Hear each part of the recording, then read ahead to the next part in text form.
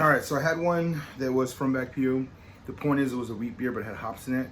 So luckily, I got one from my buddy. He had one, so I'm really not buying a lot of Karback because they're owned by Anheuser-Busch.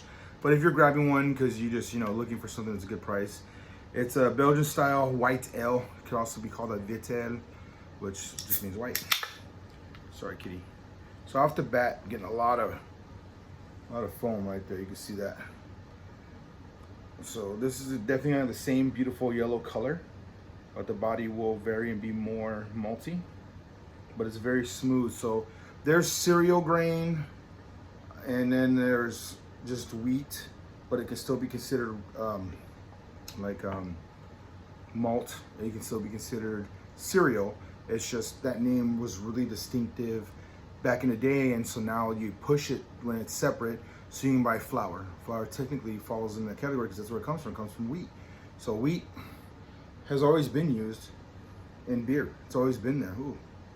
This is a very vibrant one. Has no additional hops or anything, so this is just focus on the citrusiness because there's an orange on there. So 5.4 alcohol by volume, 10 IBUs. So for people that can't handle hops but they like thick beers, wheat beers, top fermenting, it's pretty much what they are.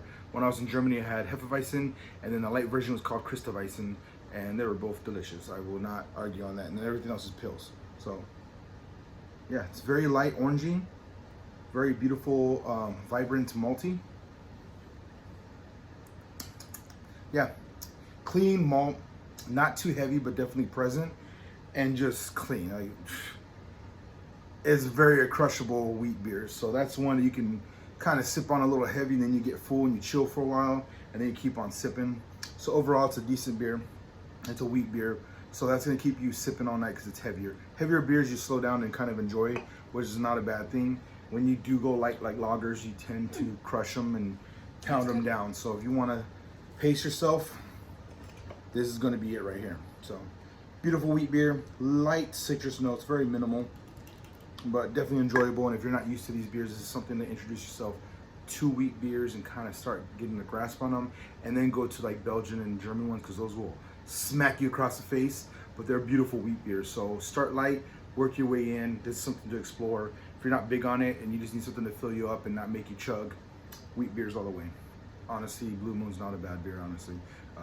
Hogarten, not Hogarten, Hogarten, because it's European, it's German, that's a proper way. And the one that helped design that broke away from them, he ended up making Blue Moon. So he already was doing that. And then he had a breakaway from that, and then he became Celis, last name Celis, and it's his brewery. He passed away a few years ago, not that long ago.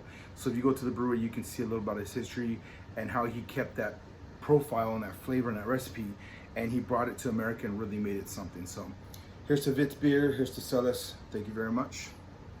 Good night.